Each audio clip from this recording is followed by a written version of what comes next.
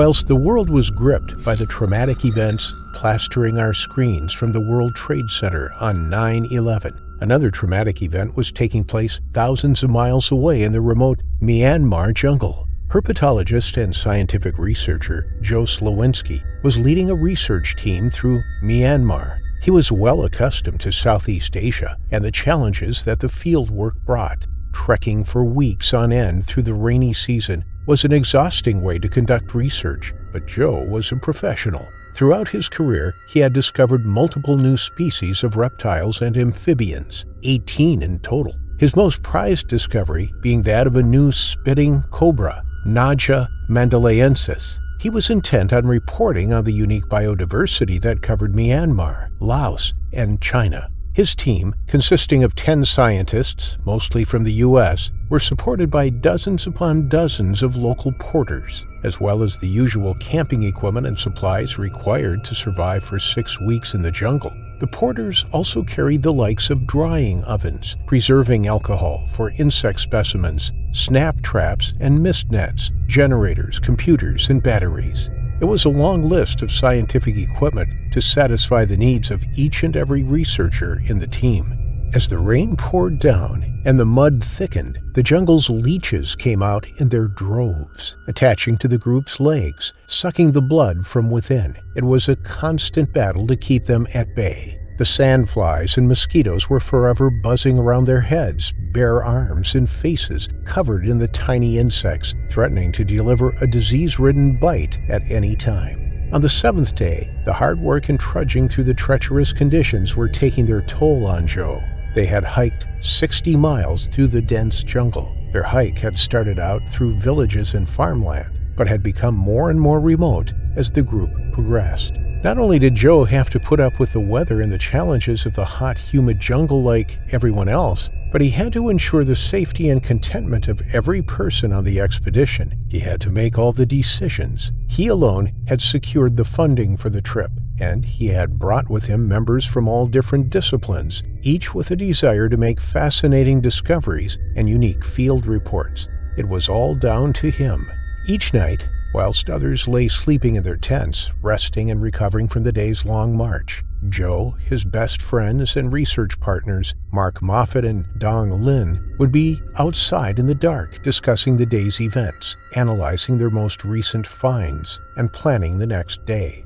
At 7 a.m. on September 11, 2001, Joe's Burmese field assistant, Yu Hutun Win, came up to Joe. He told him that he had been bitten by a snake the previous day and had managed to catch it for Joe to identify. He held the bag out to Joe. Inside, a small snake waited, poised and coiled around itself. Without barely looking inside the bag, Joe pulled out the snake. It must have been harmless if his assistant had been bitten 24 hours earlier and was still breathing. But as Joe pulled the pencil-thin gray-banded snake out of the bag for a closer look, he realized his error, a fatal error. "That's a krait," he exclaimed, as the snake whipped around and seemed to bite him on the hand. It was a multi-banded krait, Bungarus multicintus, a highly venomous snake that is common in the region. Joe pulled his hand backwards and inspected it closely. He had been lucky. There was no sign of broken skin. He joked that he must have had tough skin. It was a close call. The krait is venomous. There is no antivenom for these snakes, and they cause paralysis, eventually preventing breathing as the victim suffocates to death. Some researchers have been known to cut off their finger if they've been bitten by one, but Joe had no such concerns. He joined the rest of the group for breakfast. They sat on a long picnic-style bench. Afterwards, he went and lay down. Half an hour later, at 8 a.m., he noticed a tingling in his head. He sat bolt upright. He knew what this meant. He was an expert on snakes, an expert on the mechanism in which the venom worked. He knew what was happening to him. The brush he had had with the krait wasn't a near miss. It had been a direct hit. Its tiny fangs had penetrated his skin. He had been foolish to suspect otherwise, but he was exhausted from the expedition. Maybe this tiredness had clouded his judgment. Maybe it had led to his carelessness when reaching inside the bag without looking. Whatever the reason, the venom was taking hold. He calmly called the team around him. He explained to them what had happened, and he explained to them what would happen to his body. He would soon lose the ability to move. He would lose the ability to breathe, but he would remain conscious throughout. He told his team if they could keep him alive for 48 hours, then the venom would be out of his body. He could make it. If they breathed for him, then he had a chance. As the morning wore on, Joe had to reach up to open his eyelids. His speech became increasingly slurred as the slow paralysis began to take hold. Soon, he had to write messages to his team as he could no longer speak. He asked them to move his head. He was uncomfortable. By midday, he could no longer breathe by himself, but he was still awake and conscious. He wrote down for the team to breathe harder. They needed to fill his lungs. His team responded, breathing every second of every hour that passed. At 8:15, when Joe realized the seriousness of the situation he now found himself in, he sent 2 Burmese runners to fetch help from the nearest village. It was 8 miles away, 8 miles through rough jungle. The going was tough. The going was slow. With every ticking minute, Joe grew weaker and weaker. His life hung in the hands of his team and on the outcome of those 2 runners. In the final message that Joe was physically able to write, he wrote, "Let me die." But his team weren't giving up. "We won't let that happen," they reassured him. At 3 p.m., 7 hours after they set out for help, the runners returned. Their message was that the military needed an update on Joe's condition before they could send air support. 2 fresh-legged runners made the exhausting journey back to the village to insist their friend and colleague needed urgent help. But it would be hours before that message would get through.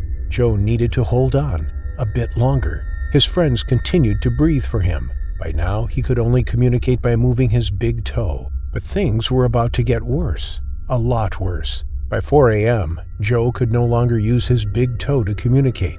The weather closed in, and with it, the hope of an air rescue. All helicopters were grounded. As Joe's condition worsened, his heart failed. At 12:25 p.m., the team could no longer feel a pulse. They began chest compressions just as Joe had requested hours earlier. They knew the drill. For 3 hours, the team continued CPR on Joe, all the time anticipating the sound of a chopper coming in for the rescue. That sound never came. Joe had waited too long. His time was up. They couldn't sustain him any longer. 29 hours after being bitten, he died surrounded by his friends and colleagues, surrounded by the wilderness that had drawn him to the country so many times before. An airlift out of the area was only possible the following afternoon, one afternoon too late.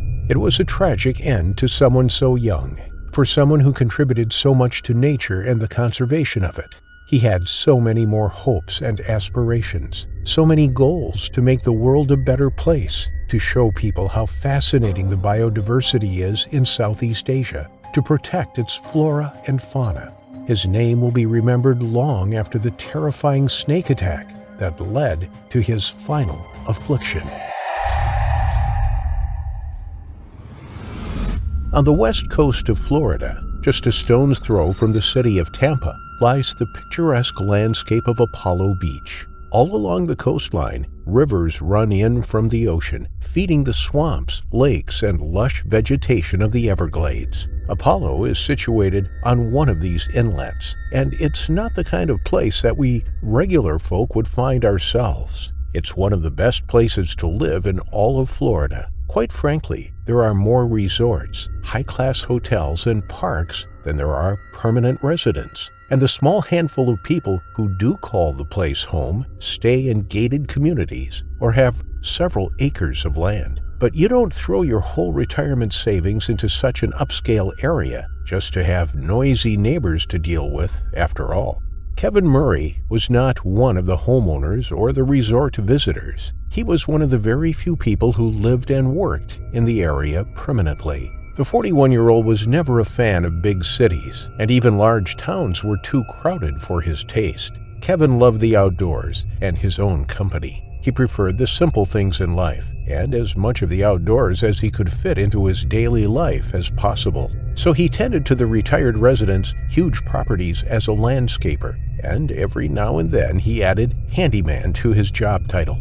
Kevin rarely charged the older members of Apollo for fixing their fences and changing light bulbs. He genuinely liked helping out where he could, and it gave him just enough social interaction to keep him satisfied. Besides, he liked hearing the old-timers' war stories, and they usually offered him a cold beer or some freshly baked cookies. The residents liked Kevin too. To them, he was an incredibly handy and versatile fellow to have around, a very valuable asset when you are relatively far removed from repairmen and maintenance workers. Most of the homeowners had more than enough money to get the best professionals in to do even the smallest of repairs. But why would they bother? Kevin was just as capable as anyone, and he was a friendly and polite character who was always willing to lend an ear to the sometimes lonely retirees.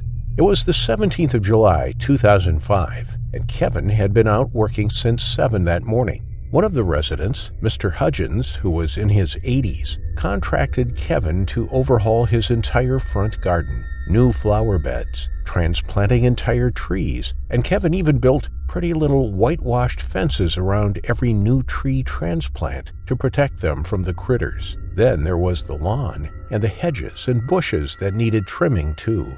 Kevin was just powering through it all. He'd been busy on the place for 3 days, and he still had at least 2 more days left on the huge property before he'd be done with it all. The old man was a sweetheart, and he sat with Kevin in his camper chair wherever he was working, keeping the conversation going all day, every day.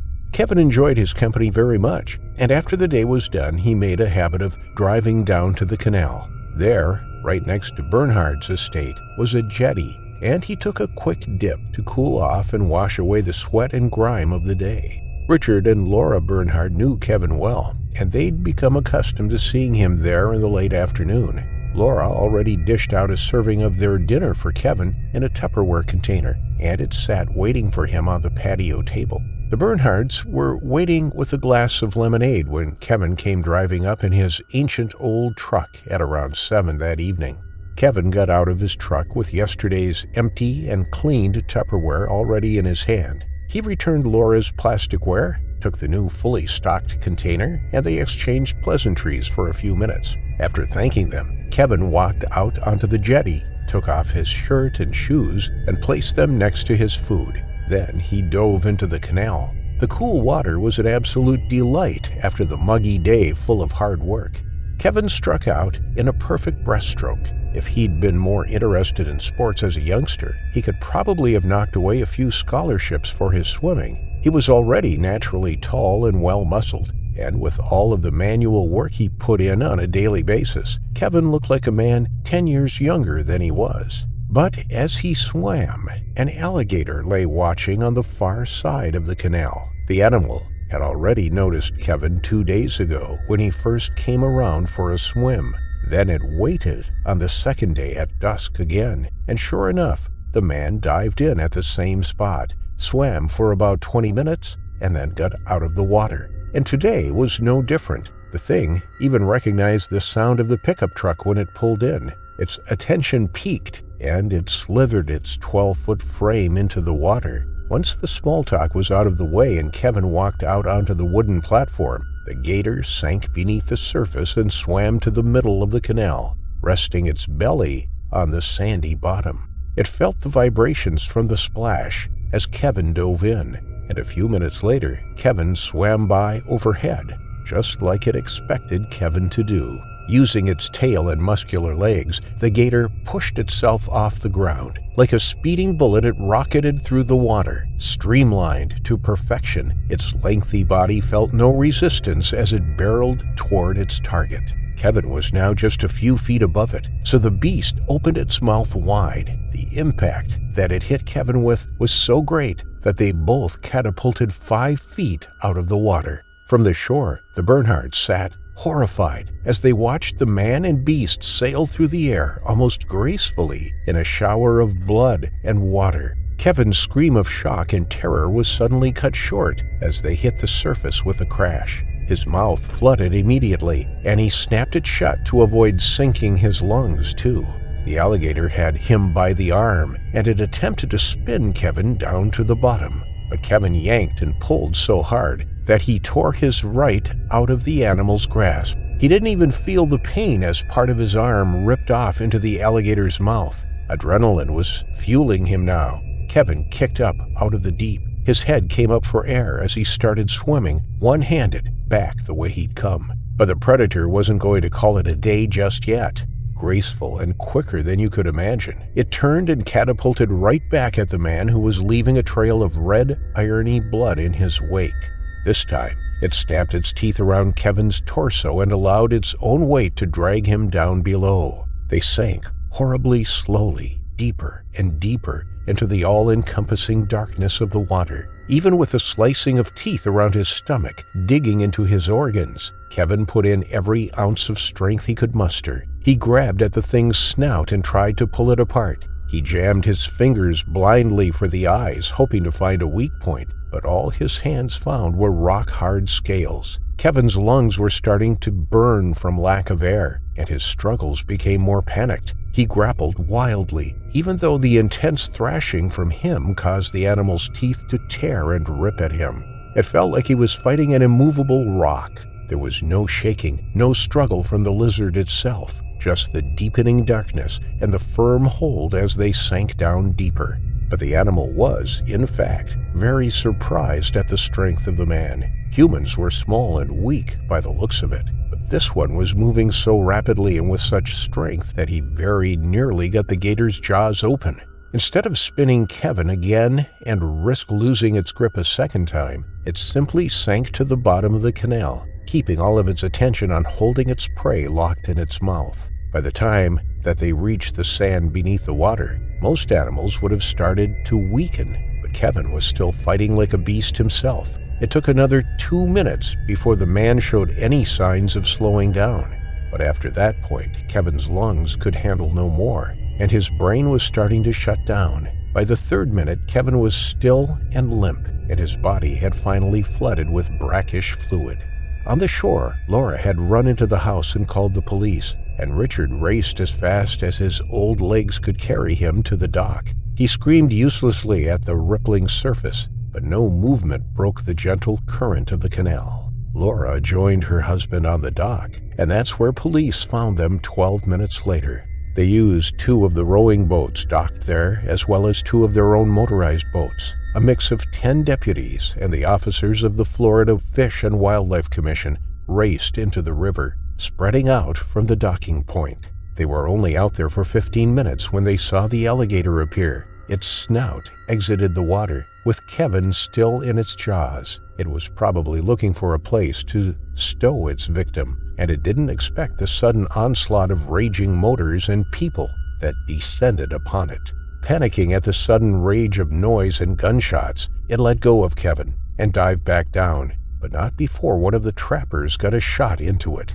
The dart that was expelled from the rifle was attached to a rope that they were able to follow while their companions fished Kevin's lifeless body out. Just as the sun went down completely and under the light of their beams, an officer fired 2 shots, killing the murderous beast where it hid in a patch of reeds. But Kevin's end wasn't as clean as his attackers had been. His arm was hanging by tatters. It was quite remarkable that he didn't bleed to death before drowning took him. Then the furious twisting and turning during his fight nearly severed him by the waist, too.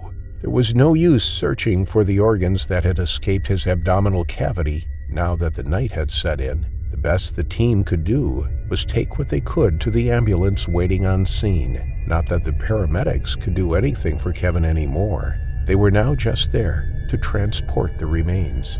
The team hooked the alligator to their boats and sailed to land so that they could dispose of it properly.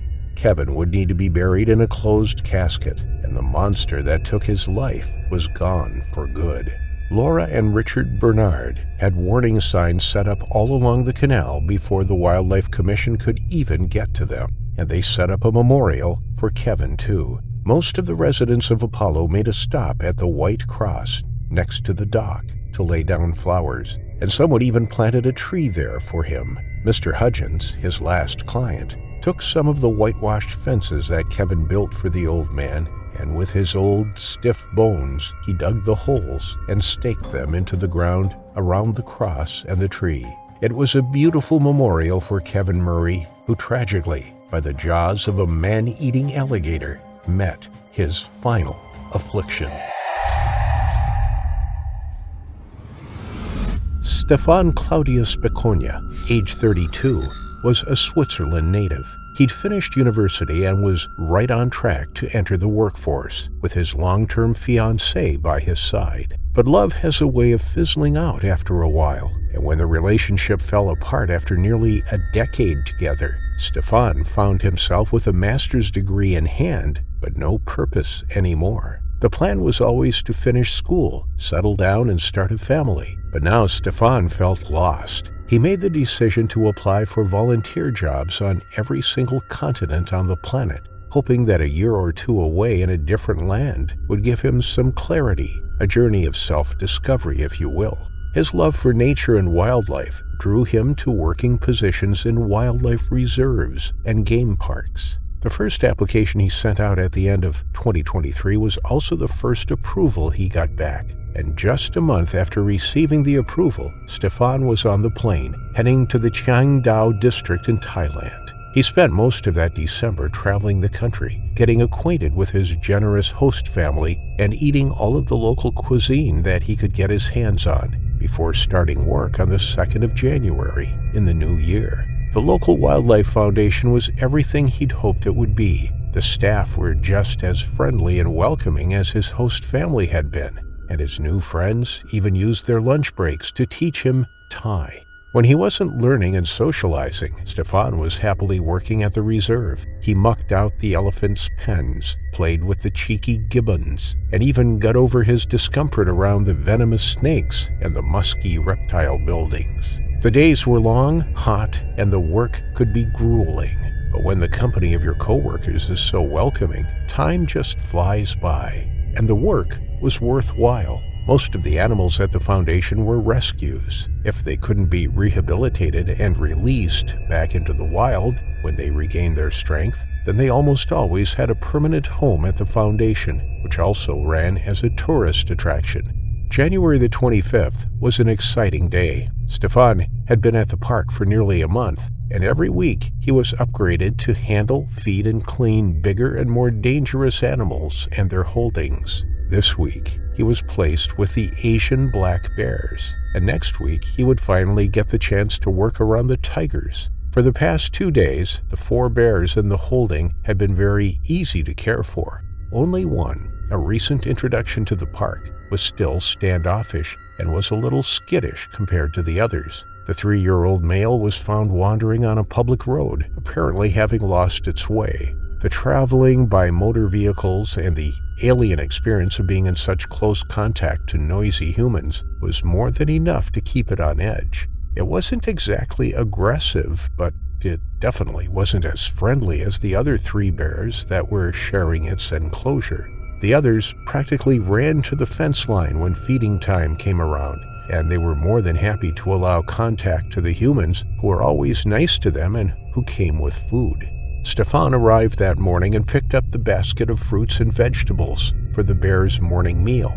Staff never entered the enclosure. Instead, they fed them through a waist-high window that was cut into the fence. Stefan's hand barely reached through the window with the first bundle of corn, watermelon, and bananas before the first friendly one snatched it from his hand. Stefan smiled at their eagerness and kept passing the parcels through. One by one, each bear got his share until the last one came forward. Stefan had thrown the food out to him before that day, since it had never wanted to get too close. But today, the new arrival was sniffing right by the window with the rest. Quite frankly, Stefan didn't even think about how nervous the animal had been on the previous days. He simply held out the last bunch of food like he'd done with the rest, without even thinking about it. His right arm was inside the cage, up to his shoulder, and he didn't notice that his t-shirt snagged on a stray wire. When the animal reached for the food and Stefan started to withdraw his arm, the wire embedded in his sleeve pinched his skin. Stefan's arm jerked away from the sting and he yelped in surprise. That sudden movement and the unexpected noise was enough to set the already jittery animal off. It bit down on Stefan's arm, its teeth sinking into his flesh just below the elbow. Stefan's startled yip turned into a scream of pain and fear. Instinctively, he pulled his arm back, but the bear's jaws held fast. The entire 400-pound body jerked back, slamming Stefan into the fenced wall. The other staff members were all busy feeding the other animals, and no one was in Stefan's vicinity, but they sure heard his agonized screams. Everyone dropped what they were doing and ran to the scene. No less than 12 people came to his aid, but they stopped in their tracks when they saw the horrifying scene playing out before them. The animal was trying to pull Stefan through the small window with all its might. If the fence wasn't so sturdy, Stefan wouldn't have stood a chance. 4 men ran forward and grabbed Stefan around the waist and tried to pull him out of the bear's grip, but the sound of cracking bone and Stefan's agonized screams made them stop.